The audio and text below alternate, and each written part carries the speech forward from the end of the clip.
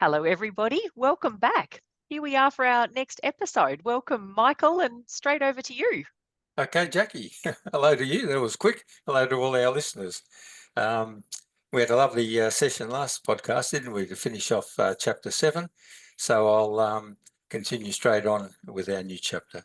So we begin today's podcast, Jacqui and everyone, with part 1 of chapter 8 in the Bhagavad Gita, titled The Yoga of Imperishable Brahman. So remember, Jacqui and listeners, that these next 6 chapters we're looking at are basically focusing on this highest entity called Brahman or the Lord or God or whatever title anyone's familiar with. At the end of chapter 7, the last thing I touched on was a reference that Krishna basically broke people up into two groups. Ones he calls the deluded, seeking finite fruits in daily world affairs, whilst the wise seek Brahman. So they're the two groups. And proportionately, the deluded group just means people not interested or not seeking the truth, their divine nature, are overwhelmingly in number out of the 8 billion people on the planet. And the wise, which includes even people like us, some mightn't think they're all that wise, but it's meaning that they're at least wise enough to have woken up, have started on their spiritual journey, and are proceeding or continuing on it. So that's the two categories, and that, of course, is a much a lower number of the 8 billion people, much, much lower. Anyway, we're focusing on the wise aspect.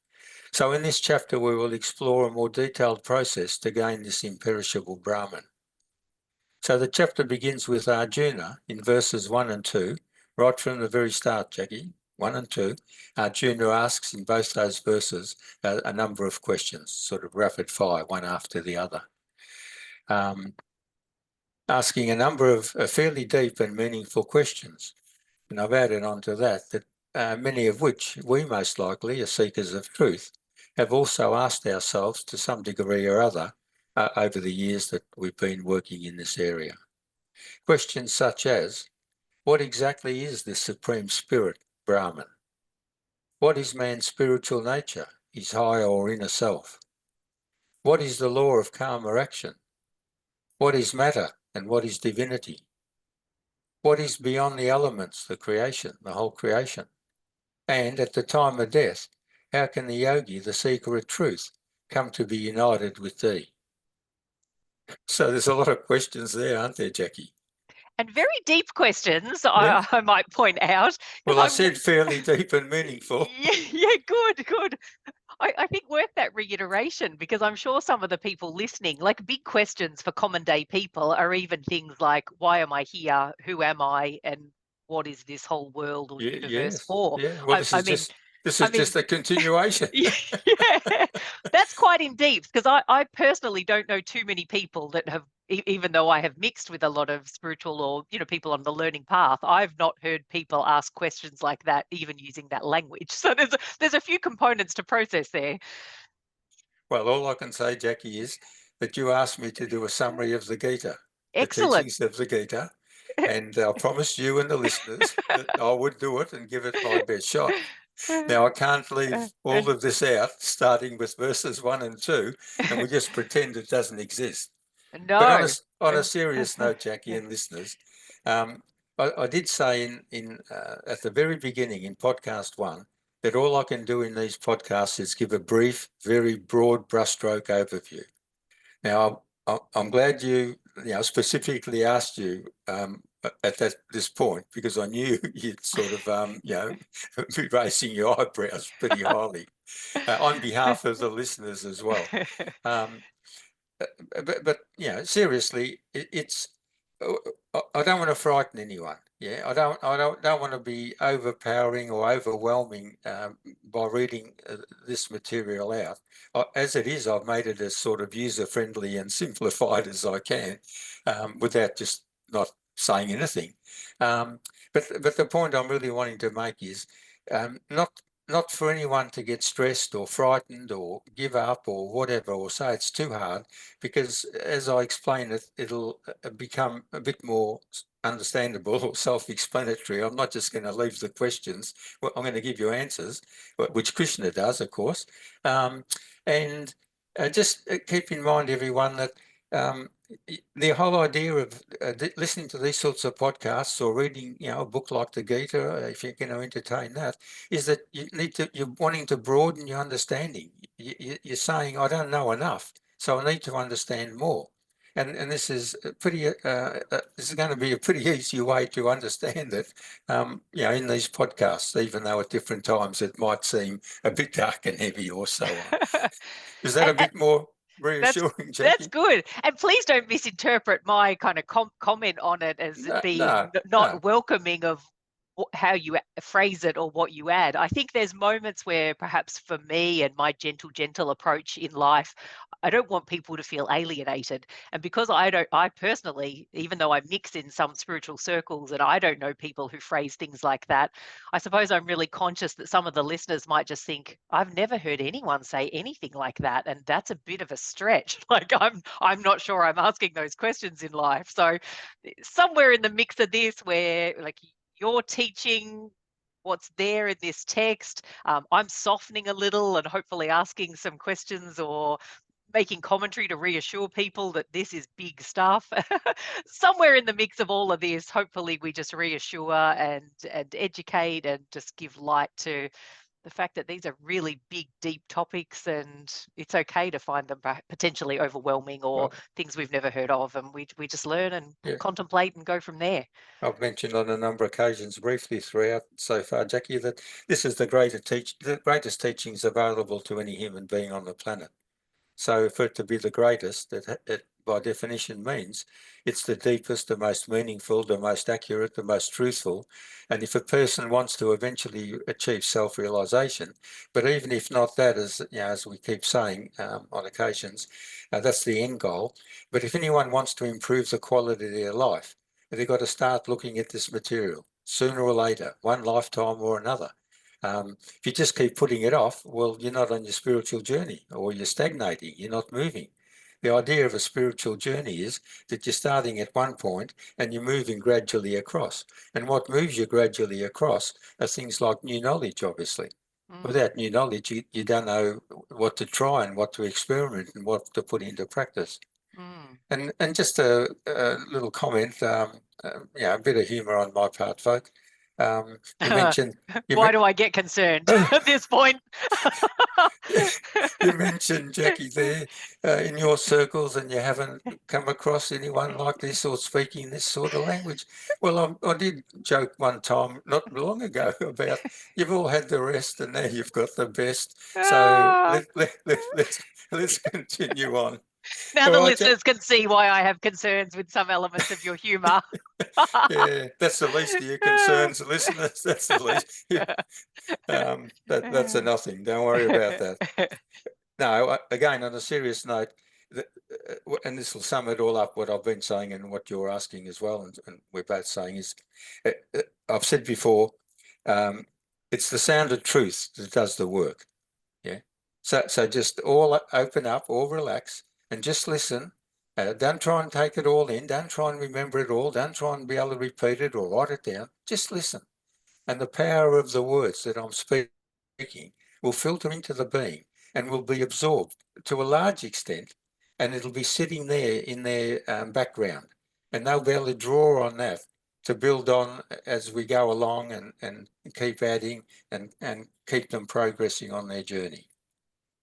So it's very, very important, listeners, the power of the word. If it's a truthful word, well, all words, if they're untruthful, they have a powerful effect as well. But the power of truthful words has an enormous effect on people. All right, so we're all ready to start on a nice, relaxed note. We are indeed. So Krishna now explains to Arjuna how the imperishable Brahman pervades this perishable world of things and beings. So here comes some answers, some explanations. Whatever you pursue in this world, you gain that alone. By pursuing worldly finite fruit, you gain that. But by pursuing the self, you realize the self. So when you boil all of that down, Jacqui, it's a pretty simple equation, isn't it? You choose one being part of the mass of the world, the rest of the herd, or you break free and seek freedom and liberation, and you start learning this new material.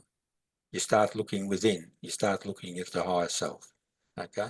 And so we start talking about the imperishable Brahman, which is the source of everything, and also is the higher self in us.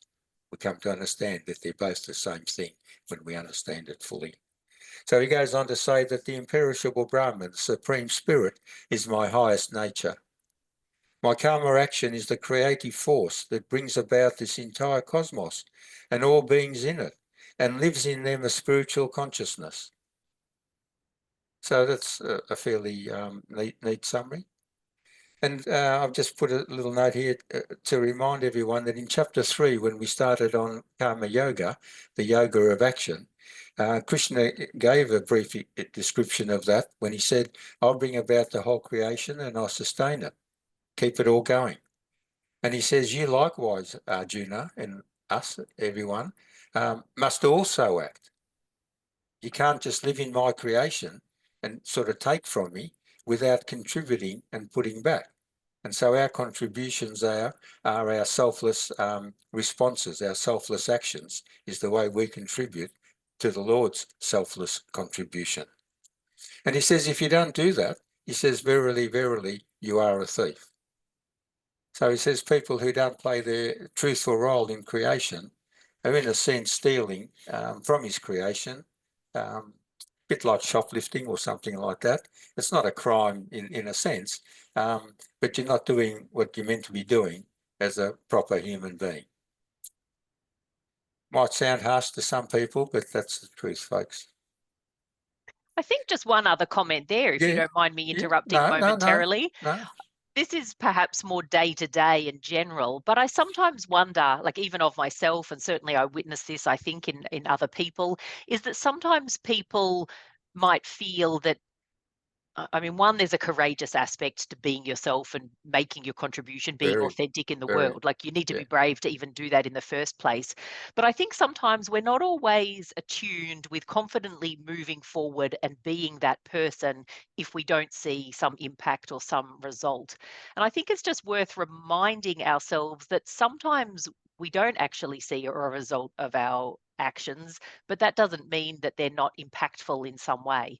So, for instance, on a small example I can think of is, I work in a workplace where there's a lot of introverted, quiet people, and I just gradually go about my business. But for me in the world, I'm a friendly, dynamic kind of person. So I smile and I welcome and I engage a little more than perhaps some of my immediate work colleagues, might be used to. You can think after a while, oh, that they don't appreciate that, or it's non-reciprocal. Why would I bother being so friendly if they don't necessarily look like they want to respond in the same sort of way? But then every so often, someone might say something like, oh my goodness, you're always so welcoming, or this or that. And you realize you might have been smiling and being welcoming to people for months on end, thinking it makes no difference at all to anyone, that you're actually having no impact. And then somewhere along the line, you might get some feedback that it's noticed, that it's appreciated. And I know we've touched on points where we shouldn't necessarily be acting for the result of the action.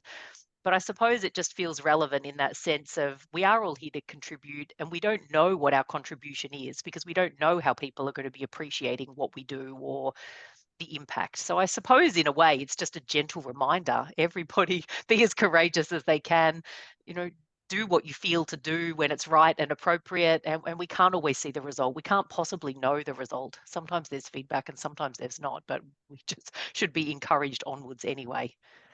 Yeah, again, you raise a very valid point there, Jacqui. Well put, and that'll have a bit of a settling aspect to the start of this podcast as well. What you're describing there is exactly what it is. Like when we talk about the fruits of our action, that's when you've got a definite desire that you're wanting to say, oh, by being chirpy and whatever, I hope everyone appreciates me and likes me and all that sort of stuff. Well, that's a no-no in this sort of sense of teaching. But just start doing it because it's your nature, or you're acting from more your higher self. That's that notion of letting your light shine. So we don't need to know what impact it has on others, but rest assured that the teaching tells us that if we're constantly striving to act in a higher self aspect, that does have impact. It puts out a finer energy that can't ever be measured by scientists or medical people or anything like that. It doesn't get picked up by many people, but it does have an effect. Like I said before about the sound of truth vibrating through. So everything you do and listeners and anyone that's of a higher standard, a higher nature, in other words, according to truth, the laws of karma, it is valued in the creation. God values it, the whole creation values it, and there are recipients that do, and like you say, occasionally someone says, "Oh, you always bring a cheerful demeanour to the room," or something like that. So every now and again we get some nice feedback. Like when I do these lessons, often people give me cards and a bottle of wine and say, "Oh, really appreciate the time and effort you put in," these sorts of things. Well, as a human being, it's nice to have that recognition and whatever, but I don't do it for that. I'm not doing these podcasts wanting to be famous or first time I'm on television or something. I'm doing it because I love the truth and I love to pass it on. But I know deep down, without unequivocally, I know that there are a lot of people who hear some of what, not everything I hear, but some of what I hear. Some hear everything I hear, very few. But others, even if they hear a word here or there, and it improves the quality of their life and helps them on their journey, well, that's all that's required of any human being. And it's that notion that's bandied around these days, but not really understood. Let your light shine. That means your higher self, and it gives permission for other people to let their light shine. And remember, in the chapter on meditation, I talked about putting a rusty piece of iron into a pot of melted gold. Yeah. And as soon as you dip it in and you pull it out, within a second, that rusty iron is now a bar of gold. That's how quick it is. And so we just do these things. Keep operating from our higher self, everyone, and leave the rest to itself. Yeah, don't have any concern about it. Don't be worried about it. If you know that you're operating from truth, you will be reaping the benefits of it, and so will anyone you come in contact with, whether it's family or work people or just someone in the supermarket that you've smiled at. They'll be reaping it as well. All right, Jacqui? Beautiful. Thank you. So he continues on by saying that matter consists of all the forms that perish. He's asking about what's matter and what's divine. So matter is the whole creation, really. Moons, stars, planets, ocean, human beings, whales, everything's matter. The divine has got no matter, no substance, no shape or form. And I'm going to read a little snippet out of one of the Upanishads that will describe that in a few minutes. So he goes on then to say that matter consists of all forms that perish. Everything in the creation comes and goes. It perishes. Born, has an existence, dies, including us as human beings. But it is impossible. But it is his imperishable self who inspires the spirit to sacrifice in man. So it's consciousness that's inspiring me to be doing this and you to be part of the program and originating it and listeners to be listening. The consciousness is behind all of that inspiration. His inspiration drives mine, drives yours, and so on. So it goes on to say that his divinity is constantly present throughout the universe. It's always there, folks, day and night, 365 days a year, ever since the creation began, and will be until it ceases. It's in every object, in all creatures, and in each individual being. And it's operating their bodies, their senses, their mind, their emotions, their ego, and their buddhi. So I can't be talking, Jacqui, unless consciousness is allowing me to talk. You can't be hearing unless consciousness is allowing you to hear. The ears don't hear. My mouth, tongue, doesn't talk. It's the consciousness that moves the lips and the tongue to make the sound, and it's your ears that pick up the vibration and translate that sound into words. So this consciousness we're going to learn in this chapter and the following chapters, everyone, is everywhere, all the time, in everything, behind every thought, every word, every deed, everything that happens in the world. consciousness is there. All right. So regarding what happens when a person, so then there's a reference to, he's asked what happens when I die. And I'll add a bit more onto it later on, but this is where it is sort of in this sequence of the teaching, so I'm including it briefly here. So this is the question about what happens when I die. And I'm sure everyone's asked that question, Jacqui. Everyone on the planet asks that question. Some just say, oh, well, bugger it, I'm just born, one life, that's it. Bury me or burn me. Others have a religious connotation, go to hell, go to heaven, these sorts of things. This teaching has a different connotation, has an aspect of unity. So he says, he tells Arjuna that each person is the architect of his own destiny. You know how I've mentioned a USB stick? And then I changed it to a computer program because I realized you taught me that USB sticks are obsolete.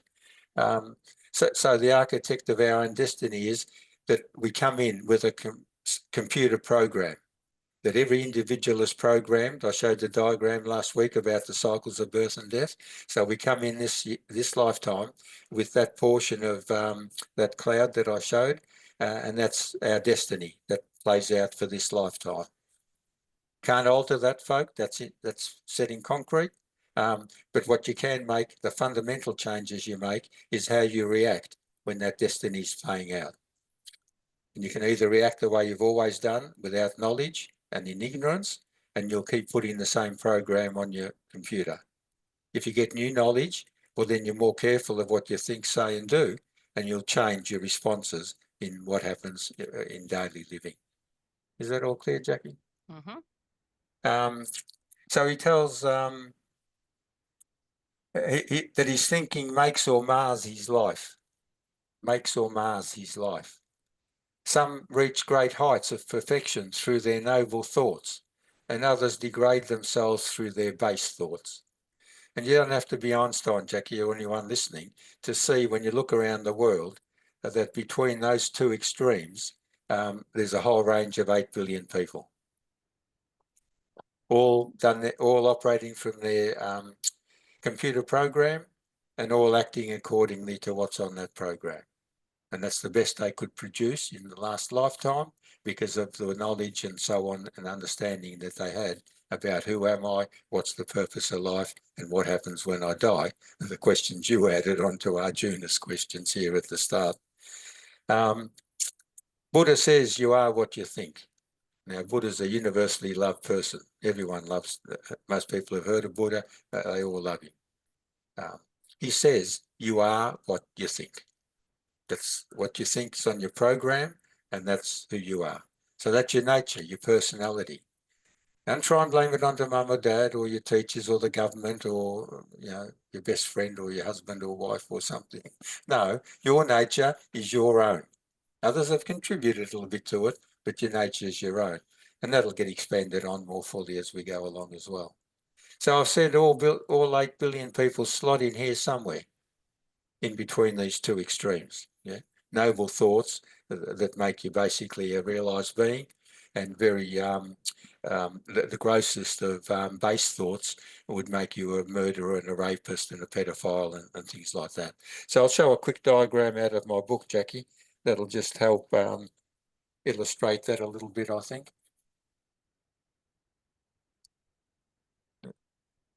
It's called consciousness diagram. So that's the level of consciousness that the being's operating. It's like a fuel gauge. Yeah.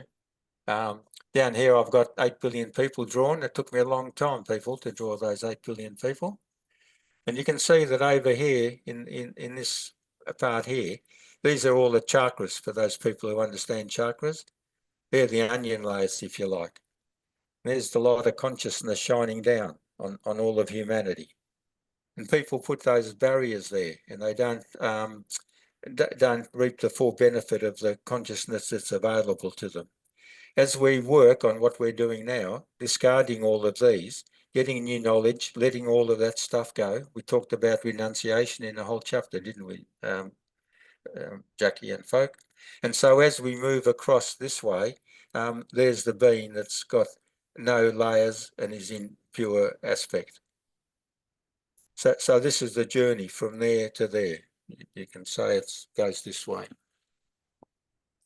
The being on their journey goes from total darkness and ignorance, not knowing the truth, very bad behavior and living and so on, and gradually modifies and purifies and keeps going until they reach this point here, which is self-realization or perfection. Does that help, Jacqui? I know it's hard to see the diagrams, but No, definitely gives a visual to the idea. yeah, all And right. I can't help but wonder as I see that. I mean, I know meditation is part of what we've been talking about, but that diagram is quite nice too. Just thinking that if people are practicing meditation, that often what they're met with in those early stages is so many thoughts All and those just thoughts. the Yeah, whirl of everything going on around. And the more that people can sit with the practice regularly over a period of time, less thoughts, less interruption, more focus, more concentration, more lightness of being can come into play. Well, lightness of being coming in and connection of lightness of being yeah, within, connecting up and yeah. out. So Yeah, very well done, beautiful. Jacqui. I drew that diagram. And I drew it for that specific purpose, and I've never thought of equating it to meditation. So next time I'm teaching any group or anyone meditation, I'll use that and relate. It lends itself very well to what you're saying. Of course it It does. does. But I I think just said, because it reminds people also, because people will often say, "Oh, I try to sit and meditate, but my goodness, the noise in there, the disruption, the worry, the darkness, the chaos, the concern. Like, who would want to sit still and be met with what's going on inside?" So I think it reassures people that actually, the more we can sit there and deal through some of the murkiness or the noise or the chaos or whatever, we actually learn to come to a more beautiful, spacious state that yeah. is beyond the immediate kind of hurly-burliness of the mind. So that's I'll hold it up the other way. I think I was right the first time. So using the diagram to illustrate what Jacqui's saying, everyone, is that when we did the chapter on meditation, Jacqui, I talked about an ocean, and I said up on top of the ocean there's lots of waves, didn't I? And I said Yes. that's your circling thoughts. And then we said we introduced the notion of a mantra. So when you're meditating, when you recognize all these sorts of bubbling around on the surface, um, you get the mantra. And the mantra gets rid of all of those into one sound, the sound of your mantra. And then that allows you to go down below the agitation on the surface of the ocean, the turbulent waves and so on, where the water's stiller. And then eventually there was another arrow going to another section saying that when the mantra's done its job, stopping all these circling thoughts as you're describing it, um, the person can let go the mantra then and go into the deep silence that's below that. Well done. Beautiful. I think the visuals are really encouraging. Sometimes they just convey something else that words alone might not convey so clearly. Well, I think I mentioned at the start again, one of my dear pupils that's been with me here for 18 years in Geelong, loved those diagrams from when she first met me and started coming to my sessions. And they had such a powerful impact on her, Jacqui and listeners, that she asked, could she borrow, I've got big cardboard, pictures of them, which I used to take to groups anywhere I went, in case there wasn't a whiteboard or a blackboard or something. And it's hard to draw all those diagrams all the time. But I could get them out of my folio and hold them up and point to them. And a group of 10, 20, 30 people could see it. Easier than what it is there. And she got them all photocopied at a high definition copying place. Had them bound into the book that I'm holding up there, and we had it published. She said, how many copies do you think I should order? And they were $35 each. And I said, well, I think we'll order as many people say they'd like a copy. Anyway, there were 40 people in the two groups at that stage. I was pretty doubtful about some of them. All 40 people bought the book without hesitation. And since then, we've sold another 10 or 20 as incidentally, and people come across them and stuff like that. So it's just a self-public, people do it with photo albums and wedding albums and stuff like that. There's no publisher or anything like that. But, just making the point that that had such an impact on her. It helped her understand all these words. I say in my book, in the little forward, that it's designed on the notion of a picture tells 1,000 words. All right, we better keep going, Jacqui. Yes, let's press on. So, where did I get to?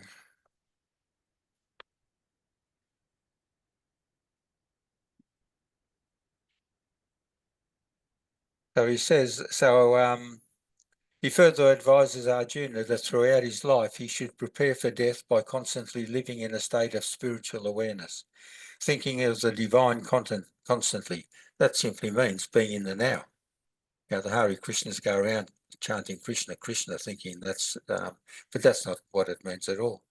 Do your earthly duties well through sacrificial actions. Did I read that, Jacqui? No, I don't think I did. No, I don't think so. No. And do with the notion that everything you're doing is for God.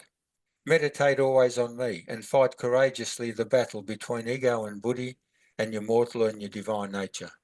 You mentioned the word courageously very early in the session. And he says, when he teaches him this, he says, and to me shalt thou surely come. You do this, what I'm suggesting, and surely you'll come to me. That aspect of unity. So in the next part of his teaching, Jacqui, Krishna now explains to us how one can reach Brahman through ever steadfast yoga of unity and meditation. Firstly, he says, turn your attention from the world to the spiritual supreme within. So this is a major focus. And when you were talking earlier in the piece, about the big questions and all that, that's part of the exercise for today. I'm asking people to do a bit of self-assessment, which I'll mention at the end, of course. He says, control your senses and mind through spiritual practices such as knowledge, renunciation, selfless action and sacrifice, and meditation. All chapters we covered in that first volume of Eknatheswaran's on ourselves, all right? So if you don't do those first sections, if you don't know a lot of that knowledge, it's going to be very hard then to look at a higher source. Like he says, if you don't know what your nature is, how are you going to know me? I don't know if I've said that yet, but that's maybe I'm getting onto it now. So he says, through this constant practice, Arjuna, the mind does not wander after anything else, and living becomes a lifelong meditation on Brahman. So we just love the truth. We know it's a feel good. We know we're doing it right. It gives us instant rewards, and we know that it's also having impact on everyone around us. So living becomes quite easy. At the start, it's difficult because you're learning these words, these concepts, these ideas. It's all tentative, all hesitant. Oh, should I, shouldn't I? Who knows if this is really true? All of that. But once you get into the swing of it, once you get into the groove of it, you'll self-propel. You won't need me or anyone else. You'll just keep moving as fast as you can. In the end, you'll be running so fast, you'll be puffed. All right, so he goes on to say, and here answering Arjuna's question regarding what exactly is this Supreme Spirit. He asked, what is the very first question, wasn't it? What exactly is this Supreme Spirit, this Brahman? Well, this is some descriptions here, and I'll follow it with a little reference to the Upanishad. He says it's known that in truth, Brahman cannot be captured by thoughts nor described in words. You would have heard that, Jacqui, in your understanding that God's undescribable. You can't describe it in a true sense. Yeah? But it goes on to say, nevertheless, we can, and we do attempt to describe Brahman. And we use terms like the following. Brahman is the first cause, the supreme ruler. It's an inconceivable concept, an entity. It's unimaginable. It's incomprehensible. It's beyond the darkness of Maya. It's brighter than 1,000 suns and more minute than an atom, and so on. So you'll find, if you look at it closely, Jacqui and listeners, that any descriptions you come across describing the higher self always have a negative connotation, in that they say it has no shape, no form. It's never born. It never dies. Yeah, well, not negative in it's not there, but you can't, that's the only way you can describe it, by telling you what it's not. So in the 10 principal Upanishads, it's just a little book. Upanishads mean Upanishad, sitting at the feet or near the master, listening to his stories about the ultimate truth. That's the meaning of the Upanishads. The Upanishads are part of the teachings that we're looking at in the Gita. I mentioned in our first podcast that it's the Vedic knowledge. The Upanishads are part of it. They're very brief. They're very hard to decipher, but in that brevity, they're full of potency. So the very first one, you can't see it, but it says the Kina Upanishad. Kina is a Sanskrit word for the Lord. So it's a teaching, a great teaching. So sit closely at the feet of the master, learn a bit about the Lord. The very first line. Whatever lives is full of the Lord. Claim nothing. Enjoy. Do not covet his property. Everything in the creation, folk, the whole creation is his. So when people go around saying this is my land, always has been and always will be, it's a total untruth, Jacqui, if you understand the teachings of this great work. Whatever lives is full of the Lord. Claim nothing. Enjoy. Do not covet his property. Don't say it's yours. Even these bodies aren't ours. They're God's. But he's given us a loan of them, if you like. He's given us a loan of all the land on planet Earth and the oceans and so on. But we're supposed to guard it and tend to it and look after it, enjoy it, but don't claim it. It's not ours. And then he goes on to say, the self is one. Unmoving, it moves faster than the mind. The senses lag, but self runs ahead. Unmoving, it outruns pursuit. Out of self comes the breath that is the life of all things. Unmoving, it moves, is far away yet near, within all, outside all. Of a certainty, the man who can see all creatures in himself, and himself in all creatures, knows no sorrow. How can a wise man, knowing the unity of life, seeing all creatures in himself, be deluded or sorrowful? And the last little line, the last few lines, the self is everywhere, without a body, without a shape, whole, pure, wise, all-knowing, far-shining, self-depending, all-transcending, in the eternal procession, assigning to every period its proper day.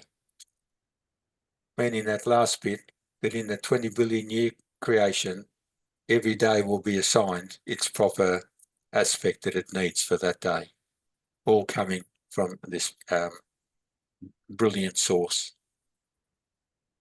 Pretty powerful words, Jacqui? Very powerful. A lot to take in there. Yeah, oh yeah, and we'll touch on those things more as we go along. You know, as I said, don't expect to understand it all, but just in the listening of it, you can get the breath. You can get some sort of feeling of how great this oneness is, can't you? Yeah. All right, and so to finish off, Jacqui, Krishna concludes part 1 of chapter 8 by giving Arjuna and us a glimpse of what the seeker encounters at the time of death. Firstly, every desire, every attachment, every resentment must be left behind, with full realization that we are neither the body nor the mind. So eventually you'll have to not only understand, but accept, I am not this body. So when we say, who am I, Jacqui? Nearly everyone says, oh, I'm me, I'm a woman, I'm a man, I'm a husband, I'm a wife, I'm a professor, I'm a hairdresser, whatever it is, we identify all of these things. Reality is, we're none of that. They're just what's called roles we play in this lifetime that we're living. Play your roles the best you can in what's on your computer program, everyone, but keep attaining and striving for an understanding of your true nature. Let go of these false identifications. They're all false. The only part of anyone that's real is their divine spark, their divine aspect, their soul. And he lists some suggestions, and I've made them as bullet point. So again, just don't focus on it too strongly, just let it all flow through. So he says, thus with a steady mind and devotion, one should close down the gates of the five senses. Focus all life energy force upwards towards the center between the eyebrows, up here, what's often depicted with a painted dot. And repeating Om, the symbol of eternity, holding me always in remembrance, he who thus leaves the body reaches the Supreme. Just as the river enters the ocean, your individual consciousness, the Atman, we mentioned that a bit in our conversation last week, Jacqui, the Atman. So whoever's listening, this might help a little bit. Just as the river enters the ocean, your individual consciousness, the Atman, merges with the Paramatman. So what I just read, all those aspects of this great entity, is what's called the Paramatman, and the spark in us, which is only a degree of separateness, it's the same, it's called the Atman. That's our soul, Jacqui, our divine nature. So just as the Atman merges with the Paramatman and flows in the ocean of Sat Chit Ananda, truth, consciousness and bliss, the cosmic consciousness into that ocean, the cosmic consciousness, Brahman. So it's called Brahman, the cosmic consciousness, the ocean of Sat Chit Ananda, the Paramatman. Again, there's a number of names, so we don't get hooked up on a particular word, as long as we have a clear understanding that it's all related to the same topic or the same entity. And so, Jacqui, I'll come back now to the very start of our conversation when there was a bit of trepidation and hesitancy. This last, see, I can tap into your mind, Jacqui. I know what you'd be thinking when I'm putting these notes together, and listeners, it's not just you. This last piece of teaching, Jacqui and listeners, Jacqui and listeners, this last piece of teaching, what I've read out, may sound somewhat daunting, even impossible, but this is not so.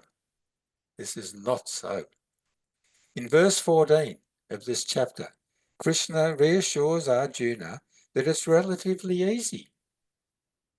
Not all that difficult, not all that doom and gloom and impossible and oh my gosh. And he says, what does he say? Here it is, the last couple of lines. This is chapter 14, Shloka 14. Anyone that's got a Gita, when you finish and you're keen, look it up for yourself and have a little read. He says, to him who thinks constantly of me. That's us, Jacqui, the listeners. Yeah? And we mightn't be doing it constantly at the moment, but we're wanting to do it constantly. So we get included in this broad brushstroke. We're on the journey. We're listening to these podcasts. It's covering everyone that's listening. Okay? To him who thinks constantly of me and of nothing else, to such an ever faithful devotee, O Arjuna, I am ever accessible. I am ever accessible. Now, we all know about guarantees, Jacqui. Guarantee on your insurance policy for your house or your car or an expensive ring you got or you're going on a holiday. When push comes to shove, the car crashes or the house burns or you lose your ring, then there's fine print down the bottom of the contracts, aren't there? And you find, it excludes rings if you've taken it on a holiday or whatever it might be. And so a lot of guarantees, I'm sure people realise, a lot of companies and that are good with their guarantees, but a lot also we know are dodgy. They're on the news and so on. But the serious part of this, Jacqui and listeners, is that this is an ironclad guarantee from God himself. God is saying to us that if you think constantly of me and nothing else, you're such a faithful devotee, you will end up unifying with me, becoming one with me. Now, if you don't accept that, well, you're saying God's a liar. And, oh, geez, you're in big strife if you're saying anything like that. All right, I don't Jacqui. know. I don't know if I speak for everyone, but I feel quite certain I speak for at least a few. I think, I mean, you've got a great enthusiasm and you're at a stage of life where there's a lot of time to devote to this. I can't help but wonder for, the average busy people raising a family, working a job, active full lives, they can be reasonably committed, or perhaps they're just on the beginner's journey of being a little bit interested, or maybe they're further along and they're largely committed. But I think it's quite some stretch for a lot of people to think that they're going to have this devotion constantly. I don't know too many people who wake up and hold that at the forefront of their being morning till night. Like we get consumed by our lives, don't we? Rightly or wrongly, we get consumed by our lives, by the demands in front of us, by Maya, the sea of illusion. So it's like it's a long journey. Yes. It's a long journey over many lifetimes, Jacqui. So don't, if you're just starting early days, be thinking you're going to accomplish it in this lifetime. I can guarantee you won't. It takes a number of lifetimes. Look at it in this regard, Jacqui, and everyone. Everyone on the planet, basically, except for newer souls that are at the lower end of the scale, has already gone through hundreds, if not thousands, or even hundreds of thousands of embodiments. So it's a gradual process working through that diagram I showed, the consciousness diagram, to get to the end point. See, part of what you're mentioning there, Jacqui, is that when it says to him who thinks constantly of me, that's a deeper interpretation. You're not. It doesn't mean that as soon as you wake up, oh, consciousness, I love consciousness, I'm going to keep thinking about consciousness. We'd never do anything. No, nothing would happen. It'd just be all, may as well sit in the cave and chant Om. What that means, Jacqui, is, and we've touched on it in different ways, but it presents here differently, so I'm not being critical or anything, but it just means that constantly during the course of everyone's life, try and act more truthfully with the new knowledge you're getting. Or even just look at it as, I want to be a nicer person today. I want to be a better person. I want to smile more. I want to say hello to more people, whatever it might be. That's what it means by thinking of me constantly. Yeah, it's the life you're leading, the way you're leading your life. Now, sure, you mentioned, I'm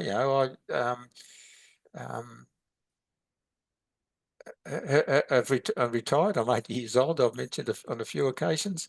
Did I mention I've had a bung knee and I've got a new knee now, brand new knee? That's all Yeah, coming along beautifully. Um, excellent. um, but Jacqui, when I woke up 35 years ago, I was 45. And at that stage, I was flat chat, just like all of these people you're talking about, and yourself, and Dean, and your children, and all of that. I was right in there with it.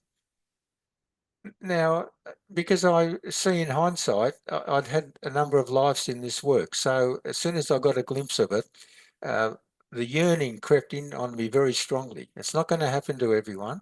And it doesn't mean I'm smarter. It just means I've been working at it for more lifetimes. So I've propelled myself along, and I was able to retire through financial means earlier than most people, and then pursue this more vigorously, more study, more meditation, and start teaching and so on. Not everyone's going to be in that position. Very few people will be in that position during the course of their lifetime. So I'm not holding myself up as some sort of symbol or whatever. And I'm not talking to people saying you've all got to do what I've done and all be like me. Yeah, I'm glad you've raised it because I'm wanting to clarify it. It's not that at all. It's simply my role now is with where I am on my journey is to be able to use this accumulated knowledge and the experiences I've had over the life journey to be doing these podcasts, Jacqui, to be able to spread the teaching. And I know that there's people who this is the first time they've ever heard nearly any of these words. And I'm just hoping that that doesn't frighten them. I tried to say it at the start, and I know that sometimes it does. I've seen through people who have come through the doors to my groups, one session, and they, they eyes are glazed over and rolling around in the back of their head, and they sort of half stagger out, and well, they're not going to be back next week. But you can't do it any other way. I can't pussyfoot around. I can't leave these whole lot of things out because it's going to upset someone or they're not going to understand it or whatever. This work, Jacqui, and this journey that people are on is not for the faint-hearted. You got to be. This is going to require more courage than anything you've ever done in your life, folk. Anything you've ever done or contemplate doing. The courage to realise your true nature is the ultimate courage that any human being will put himself or herself through. But along the way, it's step by step, as I've said on many occasions. You can't go from here, wake up one lifetime, say, oh, I've just heard about self-realisation, and at the end of the lifetime, achieve self-realisation. Impossible. Impossible. No one can do it. Yeah. But somewhere along the line, we've all woken up, some more lifetimes, others not so much, that are listening to these podcasts. But if there's enough strength there, if there's enough background to the individual, they'll be making some sense of this, Jacqui. They'll have the courage to plough on. I wouldn't be too concerned. Some will drop off after today, I'm sure, but most will continue on. I'm sure of that as well. All right, Jacqui. That's good. Thank you. I think that clarification there around be the best person, or I forget your exact terminology, but, wake up and do your best. That's a nice translation that most people can grasp. Yes. Because to wake up and be like, today I devote myself to Brahman or consciousness or the Lord, and I will hold that focus throughout the entire day. Most people are not aspiring to that. Most people would be quite dismissive of that as a concept. Wouldn't even be possible for most people, Jacqui. No. So it's a nonsensical notion, really. Whereas the notion of waking up and doing your absolute best, being present, contributing your utmost, I mean, they're tangible things that people can focus on in a very practical fashion. Yeah. And again, you've summed it up very nicely and very simply, and I agree with that entirely. What all those people will do eventually is you'll at least wake up in the morning on some mornings and remember, and you can make a little affirmation that you just say to yourself at that point, I'd like to devote the rest of the day through all of my words and thoughts and actions of whoever I meet and whatever I'm doing, ultimately to the Lord. And then you just go about your day. But even that notion is a fairly significant ask of people. But it's not beyond, I wouldn't think, anyone that's listening. No, it's tangible, and we can all do that to the best of our ability. Whether it's a small thing or a bigger thing, we can all do that. Yeah. I've heard you use the word affirmations lots of times in discussions. Well, that's really what it is, just an affirmation. It's just, this is like a little focal point, whatever way you want to describe it. I'll just give the exercise, Jacqui, and then if you've got any words you want to finish off with. So the exercise for this week, everyone, is I'd like you to consider some self-assessment, assessing yourself. So I'm not marking you, Jacqui's not marking you, this is an exam, but everything we're doing is in a sense an exam because it's useful at times to stop and just tick a few boxes or not tick a few boxes and see how we're traveling. Yeah. So the assessment for this week is, and it ties in a lot with what we've been talking about today, but over all of the podcast so far. I would like you to reflect or contemplate in some quiet moments. So not when you're gardening or driving or something. Sit down for 5 minutes, 2 or 3 occasions during the week. I'm sure you'll be able to find that. And just quietly reflect. How are you progressing on your spiritual journey? Everyone recognises they're on a spiritual journey. So just ask yourself, how am I going? And two aspects to focus on that tie in with what we've talked about today. Are you focusing less on the world? So just focusing less on the world, Jacqui. Yeah. And are you then focusing more on yourself? Because if you focus less on the world, the focus has to be somewhere else. It can't just disappear. So if you're not focusing less on yourself, well, you won't be focusing if you aren't focusing less on the world, you won't be focusing more on yourself. So they sort of go hand in hand. Do you understand? So I'm asking you, everyone, have a look at how you're going as to, are you distancing yourself from the world? Still in it, still doing everything, but more standing back and observing it rather than being caught up in it. And in the doing of that, you would be operating from your higher self. Okay? Hope that's not all too hard. Stay with me, folk. I love you all. I don't want to be mean and nasty, and I'll look forward to giving you more clarity over the next 35 podcasts or 25 or whatever we've still got to go. I'm glad there's still quite a bit to go, because I feel like there's still lots of learning and a lot of clarification to happen along the way. So thank goodness we've got time and space ahead of us. Yeah. If anyone drops out, like some will, because they just can't cope, and that's not a crime in itself, or anything like that, it'll happen. But what I'm saying is, it's like anything. If you're halfway through a job, like when I was teaching, I was taking the class for their Herald certificate. Some older people might know that. You swim across the width of the pool, and this little girl swam across halfway and then turned around and swam back. And I said to her, "Why did you turn around and come back?" She said, "Oh, I couldn't make it to the other side." So if she had kept going with what she swam back all right, but she didn't have enough sort of self-confidence that she could get to the other side. So what I'm saying here, folk, using that simple analogy, is you've already come a long way listening to these podcasts. You would have already picked up on a fair bit of new knowledge, I'm sure, and you'd already, in a way, trying it and getting quite excited. So don't stop now. Keep going. Do yourself a great favour and see it through to the end. I don't feel like we're in danger of losing people if they've come this far. My feeling is if they weren't attuned, they would have dropped off in the first few episodes. I feel like the cohort we've got moving with us week by week are, by and large here for the long haul. I agree. It's nice to sort of flow along and clarify and soften and pick people up and help move us all along the way as we learn and understand these topics more deeply. You showed me some figures, that you can. The computer picks up on how many people logged in. I think the first podcast was close enough to 600 people. Well, you don't have to convince me that there aren't 600 people. There are still 600 people. There are definitely not. Our numbers are far more I'll settle for practical.